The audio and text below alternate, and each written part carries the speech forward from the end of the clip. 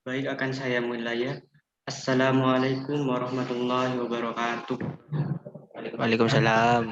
Waalaikumsalam warahmatullahi wabarakatuh.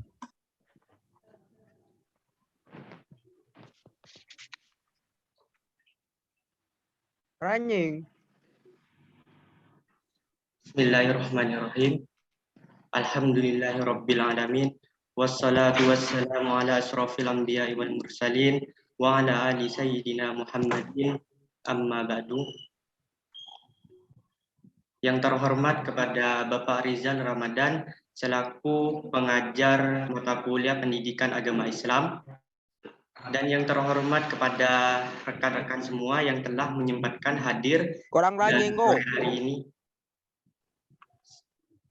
Kurang ranjing. Sebelumnya perkenalkan, nama saya Eko Effendi. Kini sar suara baik. NIM 210-251-604848 dari Prodi Pendidikan Seni Rupa Fakultas Sastra dari offering Pendidikan Agama Islam B18. Saya akan membuka materi pada sore hari ini dengan mengucapkan Bismillahirrahmanirrahim.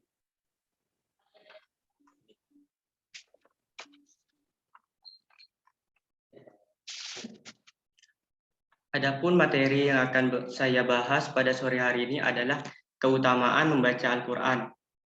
Nah, mengapa saya memilih materi tentang keutamaan membaca Al-Quran?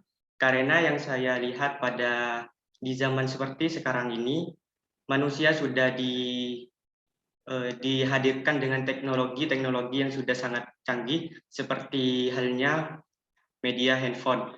Nah, dengan salah satu teknologi itu membuat manusia bisa kita lihat di sekarang ini, orang-orang ketika mau pergi kemana saja pasti akan membawa handphone. Nah, dengan adanya hal itu membuat kita semakin lagi terhadap Al-Quran.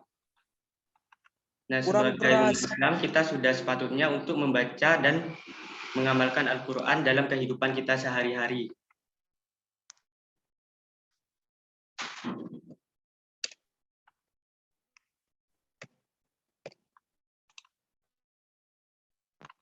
Adapun subbab yang akan kita bahas ada 5. Yang pertama, pengertian Al-Quran. Yang kedua,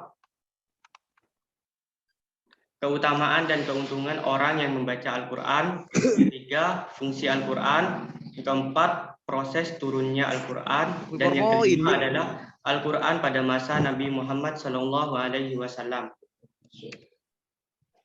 Pertama, pengertian Al-Quran. Al-Quran adalah kalamullah yang diturunkan kepada Nabi Muhammad SAW sebagai mukjizat, dan membacanya adalah ibadah. Oleh karenanya sangat dianjurkan bagi umat Islam agar senantiasa membacanya, mempelajari serta mengkajinya. Al-Quran merupakan puncak dari seluruh pesan suci atau wahyu yang diturunkan oleh Allah Subhanahu wa Ta'ala sejak Nabi Adam dan diakhiri dengan Nabi Muhammad SAW. Membaca Al-Quran merupakan ibadah yang utama dan paling dicintai oleh Allah Subhanahu wa Ta'ala. Selanjutnya, keutamaan dan keuntungan orang yang membaca Al-Quran. Yang pertama, orang yang membaca Al-Quran akan mendapatkan syafaat atau pertolongan pada hari kiamat nantinya. Selain Rasulullah SAW, tidak seorang pun yang mampu memberikan pertolongan kepada seseorang pada hari hisab kecuali Al-Quran yang dibaca selama ia hidup di manusia. Rasulullah SAW bahkan bersabda, bacalah Al-Quran, sesungguhnya ia akan datang pada hari kiamat nanti memberi syafaat bagi orang yang membacanya. Yang kedua, Rasulullah SAW menegaskan bahwa orang yang terbaik di antara manusia adalah orang yang mau mempelajari dan mengajarkan Al-Quran. Orang yang terbaik di dunia ini bukanlah yang mempunyai harta yang melimpah, jabatan maupun pangkat yang tinggi. Namun di sisi Allah Subhanahu wa taala, yang terbaik itu adalah orang yang mau belajar Al-Qur'an dan mengajarkan kepada orang lain. Ketiga, orang yang pandai membaca Al-Qur'an akan disediakan tempat yang paling istimewa di surga bersama para malaikat yang suci. Sesuai dengan sabda Rasulullah Shallallahu Alaihi Wasallam, orang yang pandai membaca Al-Quran akan ditempatkan bersama kelompok para malaikat yang mulia dan terpuji. Adapun orang yang terbata-bata dan sulit membacanya akan mendapat 2 pahala. Hadis riwayat Bukhari dan Muslim.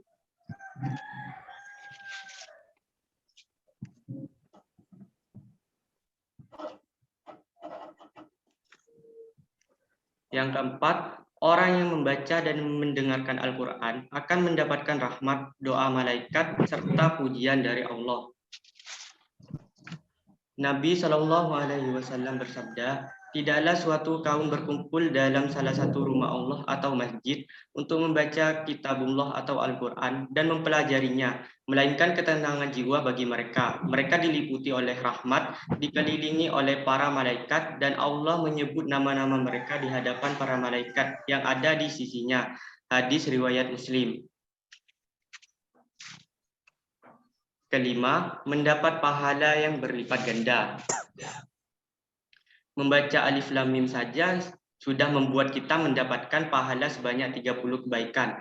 Nah, maka bagaimana dengan membaca sejumlah ayat-ayat yang 1 halaman Al-Quran?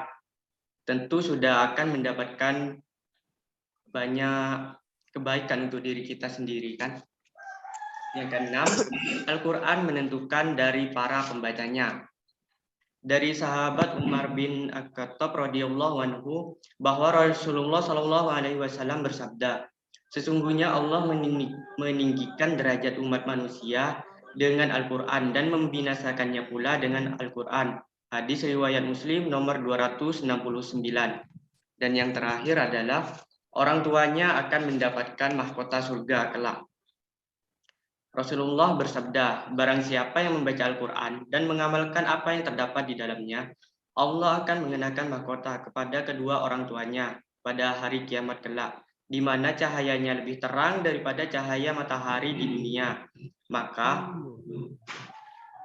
kamu tidak akan menduga bahwa ganjaran ini disebabkan dengan amalan yang seperti ini.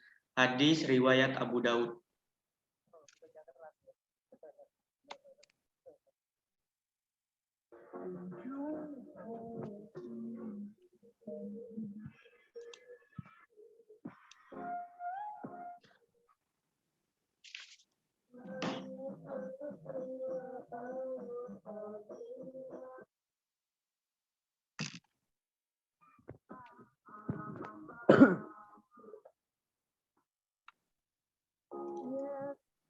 Selanjutnya adalah fungsi Al-Quran. Al-Quran memiliki fungsi antara lain, yang pertama Al-Huda atau petunjuk. Di dalam Al-Quran ada 3 posisi Al-Quran yang fungsinya sebagai petunjuk. Al-Quran menjadi petunjuk bagi manusia secara umum, petunjuk bagi orang-orang yang bertakwa, dan petunjuk bagi orang-orang yang beriman. Jadi, Al-Quran tidak hanya menjadi petunjuk bagi umat Islam saja, tapi bagi manusia secara umum. Kandungan Al-Quran memang ada yang bersifat universal, seperti yang berkaitan dengan ilmu pengetahuan, dan ilmu itu bisa menjadi petunjuk bagi semua orang, tidak hanya untuk orang Islam saja.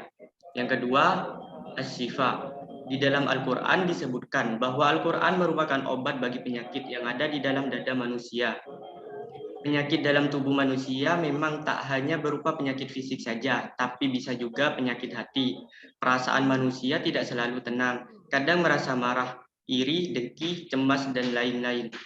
Seseorang yang membaca Al-Quran dan mengamalkannya dapat terhindar dari berbagai penyakit seperti ini. Yang ketiga, Al-Furqan atau pemisah. Nama lain Al-Quran adalah Al-Furqan atau pemisah. Ini berkaitan dengan fungsi Al-Quran lainnya yang dapat menjadi pemisah antara yang hak dan yang batil, atau antara yang benar dan yang salah. Di dalam Al-Quran dijelaskan berbagai macam hal yang termasuk kategori salah satu benar atau hak, dan yang batil. Dan yang keempat adalah al-mu'izzah atau nasihat. Al-Quran juga berfungsi sebagai pembawaan nasihat bagi orang-orang yang bertakwa. Di dalam Al-Quran terdapat banyak pelajaran, nasihat-nasihat, peringatan tentang kehidupan bagi orang-orang yang bertakwa, yang berjalan di jalan Allah Subhanahu wa Ta'ala. Nasihat yang terdapat di dalam Al-Quran biasanya berkaitan dengan sebuah peristiwa atau suatu kejadian yang bisa dijadikan pelajaran bagi orang-orang di masa sekarang atau di masa yang akan mendatang. Nasihat dan peringatan tersebut penting karena sebagai manusia kita sering menghadapi berbagai masalah dan cara penyelesaiannya sebaiknya diambil dari ajaran agama.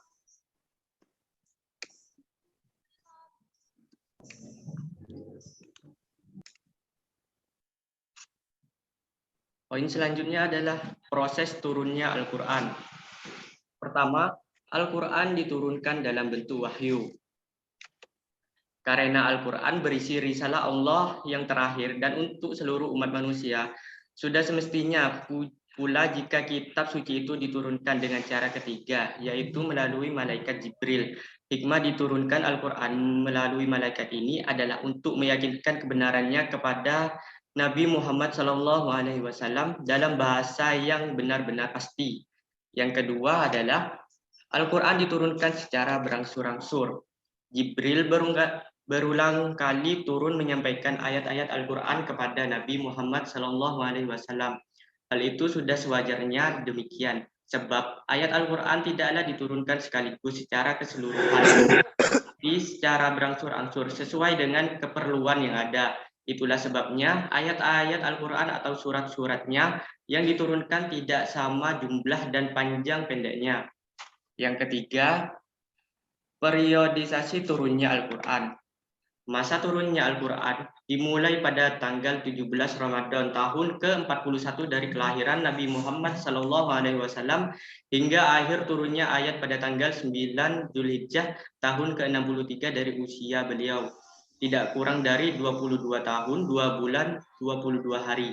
Masa ini kemudian dibagi oleh para malaikat menjadi dua periode, yaitu periode Mekah dan periode Madinah. Keempat adalah hikmah diturunkannya Al-Quran secara berangsur-angsur.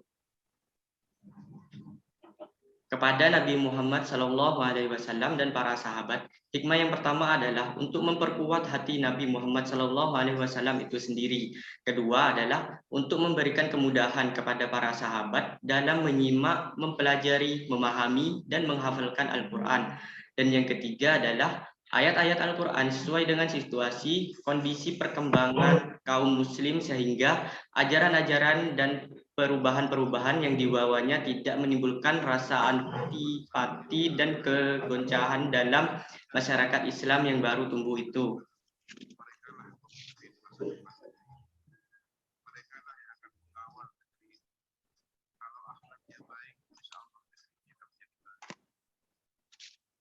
Kelima adalah Al-Quran diturunkan dalam 7 harf. Al-Quran diturunkan dalam 7 harf. Hal ini telah dinyatakan dalam beberapa hadis sahih yang diriwayatkan oleh lebih dari 20 orang sahabat melalui 46 sanad.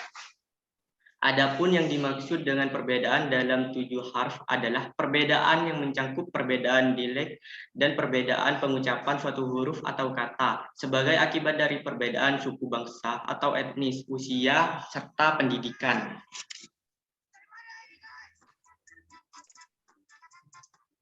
Yang terakhir adalah Al-Quran pada masa Nabi Muhammad SAW.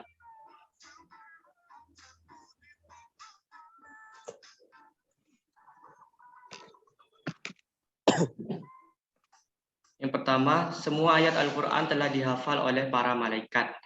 Para sahabat yang umumnya adalah orang-orang Arab murni itu menyadari betul akan kemampuan keingatan mereka yang menakjubkan tersebut. Kemudian mereka memanfaatkan untuk memelihara otentisitas Karena itu, setiap kali mereka menerima ayat-ayat Al-Quran, baik yang langsung dari Rasulullah SAW maupun dari para sahabat yang lain, mereka segera mempelajari dan menghafalkannya dengan sebaik-baiknya. Yang kedua, semua ayat Al-Quran telah ditulis oleh para sahabat. Rasulullah SAW juga telah menyeluruh mereka menuliskan ayat-ayat dari kitab suci itu ke atas benda apa saja yang bisa ditulis, seperti pelepah umur, pelepah tamar, kepingan batu, potongan kayu, sobekan kain, keratan tulang, dan lembaran kulit binatang yang sudah disambung. Yang ketiga, semua ayat dan surat Al-Quran telah disusun seperti sekarang ini. Untuk menjaga kemurnian Al-Quran, maka Rasulullah SAW tidak hanya menyuruh para sahabat menghafal dan menuliskan ayat-ayat Al-Quran secara utuh, tetapi juga sekaligus menetapkan ayat-ayat Al-Quran pada suratnya masing-masing.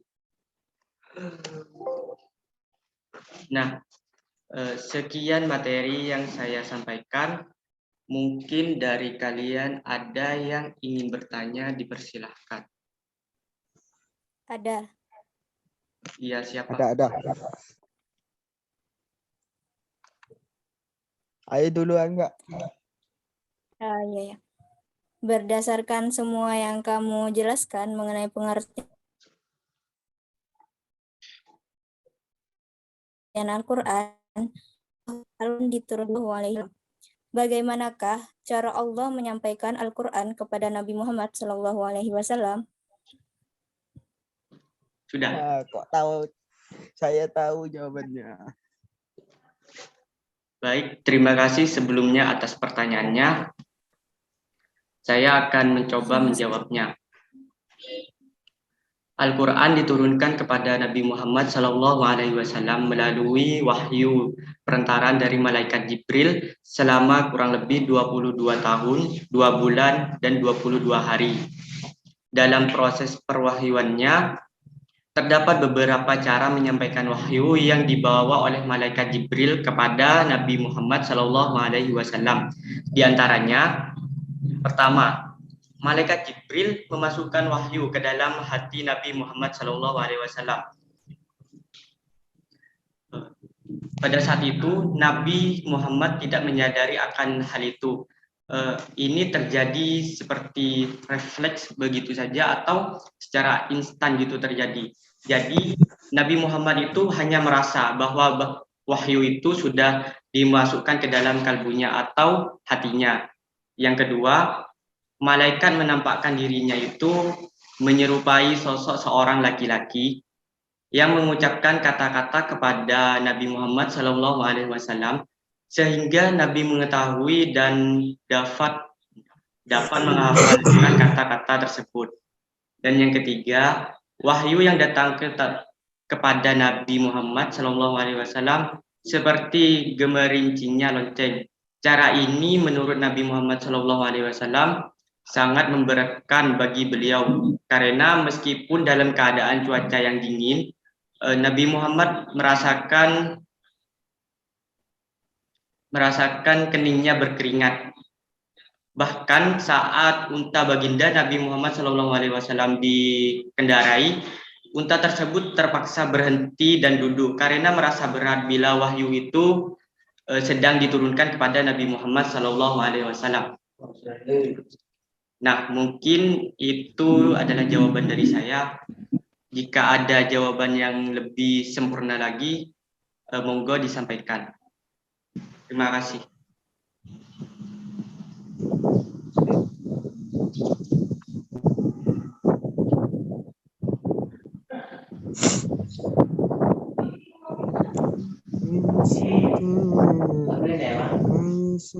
Halo Mas Eko. Mas Eko. Sebentar, Pak. Ya.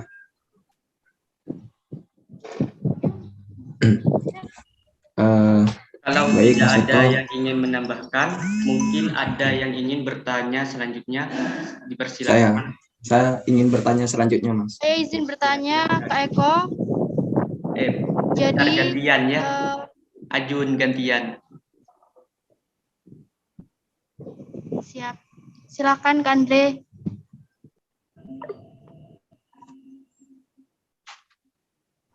Oke, terima kasih kepada Mas Eko yang mempersilahkan saya untuk bertanya. Sebelumnya saya ingin bertanya, apakah suara saya sudah terdengar, Mas Eko? Iya, bisa Mas. Oke, terima kasih untuk waktunya yang mempersilahkan saya untuk bertanya. Di sini saya ingin bertanya, dan pertanyaan saya yaitu, bagaimana hukumnya membaca Al-Quran melalui media HP? Tolong konfirmasinya ya, Mas. Terima kasih. Baik, terima kasih sebelumnya atas pertanyaannya. Saya akan coba menjelaskan sedikit. Jadi, menurut yang saya baca atau yang saya browsing tentang hal tersebut, memang para ulama itu jika seseorang membaca Al-Quran melalui media HP, itu hukumnya adalah mubah atau tidak apa-apa. Karena Al-Quran pada zaman dahulu itu tidak langsung terjadi seperti saat ini. Pada zaman dahulu itu Al-Quran hanya berupa tulisan. Dengan berkembangnya zaman, Al-Quran itu diberi garis. Jadi setiap bacaannya itu diberi garis pembatas. Kemudian berkembang Al-Quran itu diperindah sampai seperti saat ini. Nah, hal itu selagi itu tidak mengubah isi Al-Quran, itu tidak masalah. Nah, untuk membaca Al-Quran di HP itu sendiri, itu tidak apa-apa menurut para ulama, karena yang terpenting adalah niat dari kita sendiri. Maupun Al-Quran itu dibaca langsung di mushafnya atau di media lain seperti HP, didengarkan melalui video. Nah, itu semua tidak apa-apa selama niat kita untuk belajar dan tidak ada niatan untuk lain. Nah, itu tidak apa-apa menurut saya. Mungkin ada yang mau menambahkan, silahkan jika jawaban dari saya kurang tepat. Oke,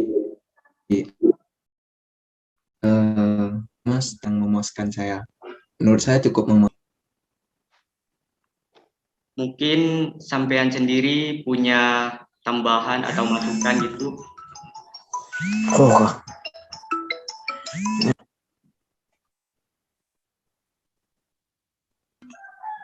Sudah dijelaskan yang tadi dijelaskan oleh Mas itu, bahwasanya hukum membaca Al-Quran itu adalah hukumnya mubah selama tidak mengubah arti dan makna dalam Al-Quran tersebut. Mungkin itu saja sih yang aku tangkap dari kesimpulannya itu menurut aku. Jadi jawabannya sangat memuaskan sih. Ya, alhamdulillah meskipun masih banyak kekurangan. Oke, terima kasih untuk pertanyaannya. Mungkin selanjutnya ada yang ingin bertanya lagi, silahkan. Izin bertanya Kak Eko. Ya, silahkan. Jun. Jadi bagaimana pahalanya orang yang membaca Al-Quran itu secara terbata-bata? Dan saya pernah mendengar ya, jika orang yang membaca Al-Quran secara terbata-bata itu mendapatkan pahala yang lebih banyak daripada orang yang membacanya itu lancar seperti kita-kita ini. Jadi bagaimana nggih pahalanya? Mohon dijelaskan, terima kasih. Oke, terima kasih sebelumnya atas pertanyaannya. Saya akan menjawabnya. Nah, mengapa orang yang terbata-bata membaca Al-Quran itu akan mendapatkan 2 pahala? Nah, hal tersebut akan berarti lebih dari kita yang normal ini kan ya.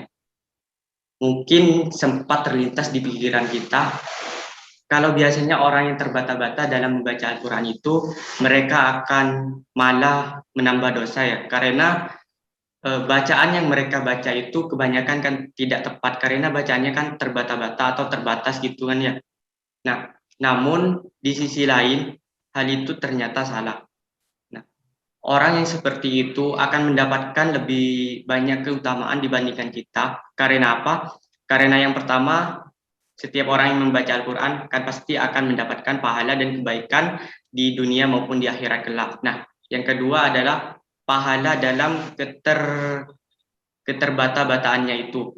Nah, meskipun ia dalam keadaan yang seperti itu, tetapi ia berjuang keras bagaimana caranya dia bisa membaca atau bahkan menghafalkan Al-Quran dengan baik. Seperti yang sudah kita lihat di sekitar kita, meskipun dia usia yang belia, tetapi dia memiliki kecacatan fisik atau mental, tetapi mengapa dia kok bisa gitu membaca Al-Quran atau bahkan menghafalkannya? Nah, hal itu tentu menjadi keistimewaan bagi mereka semua. Mereka itu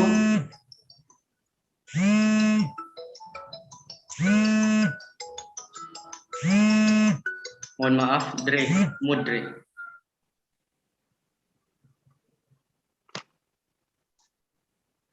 Nah ya, orang yang seperti itu akan mendapatkan dua keutamaan. Karena kesungguhannya terhadap Al-Quran telah dipenuhi. Dan orang tua mereka juga pun di akhirat kelak akan mendapatkan sebuah penghargaan yang sangat istimewa oleh Allah Subhanahu wa Ta'ala, karena mereka telah menjadikan seorang anak yang dapat menghafalkan Al-Quran meskipun dalam keadaan fisik yang tidak baik atau mungkin terbata-bata. Nah, orang tua mereka akan mendapatkan sebuah pahala yang sangat tinggi dan mereka akan dipasangkan sebuah mahkota kepada kedua orang tuanya, dan insya Allah keluarga tersebut akan ditempatkan di surganya Allah Subhanahu wa Ta'ala bersama para malaikat dan para nabi. Nah, mungkin itu sedikit penjelasan dari saya. Jika ada yang lebih memahami dari saya, monggo ditambahkan. Baik, Kak Eko, sangat saya pahami. Terima kasih untuk jawabannya. Iya, sama-sama. Nah, mungkin ada yang ingin bertanya lagi, silahkan.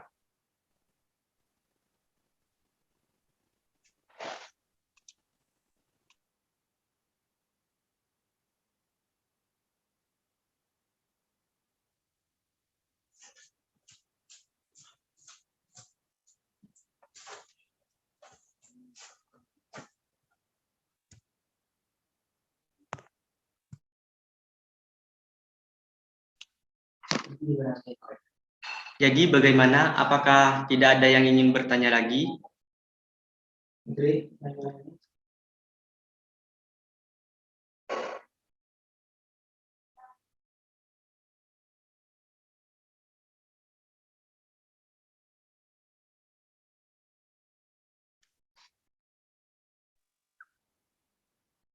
Jika tidak ada, materi kita pada sore hari ini akan saya tutup.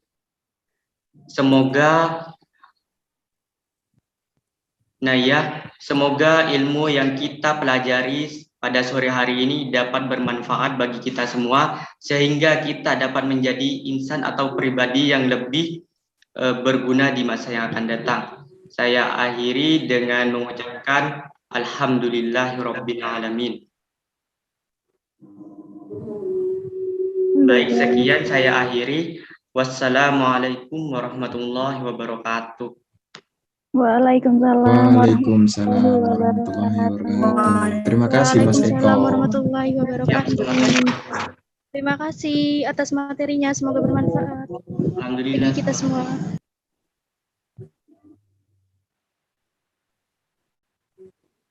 Izin live ya. Ya, silahkan.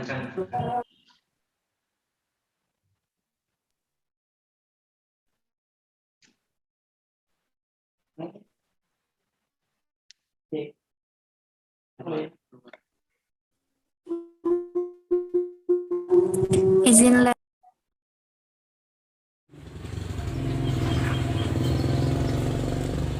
Rasulullah Shallallahu Alaihi Wasallam pernah bersabda, "Iqra'ul Quran", artinya bacalah Al-Quran.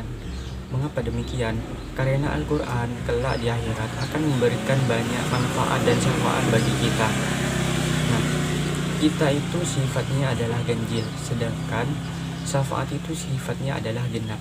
Nah, sesuatu yang ganjil itu kan berarti sendirian. Nah, itu diibaratkan misalnya jika kita itu sedang pergi ke suatu tempat yang belum pernah kita datangi sebelumnya. Nah, kita itu jika dalam keadaan sendirian, pasti di hati kita itu akan ada rasa kecemasan, kegundahan, kegelisahan, karena di sana kita belum pernah ke tempat itu. Nah, itu akan menimbulkan kecemasan pada diri kita. Nah, beda halnya dengan kita minimal itu ke sana berjalan berdua dengan seorang teman. Nah, pasti di dalam hati kita akan muncul ada rasanya ketenangan, berbeda dengan sendirian kan. Nah, begitu juga dengan syafaat Al-Quran kelak di akhirat.